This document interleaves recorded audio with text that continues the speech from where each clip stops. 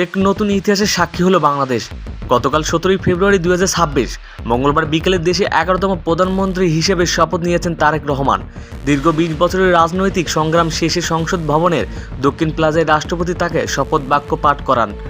এই শপথের মধ্য দিয়ে শুরু হলো এক নতুন পথচলা। শপথ নেওয়ার পর প্রধানমন্ত্রীর প্রথম গন্তব্য ছিল শেরেবাংলা নগরের জিয়া উদ্যান।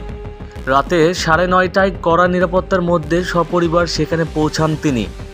ভিডিওতে দেখা যায় প্রধানমন্ত্রী তার বাবা শহীদ রাষ্ট্রপতি জিয়াউর রহমান এবং মা বেগম খালেদা জিয়ার কবরে শ্রদ্ধা নিবেদন করছেন।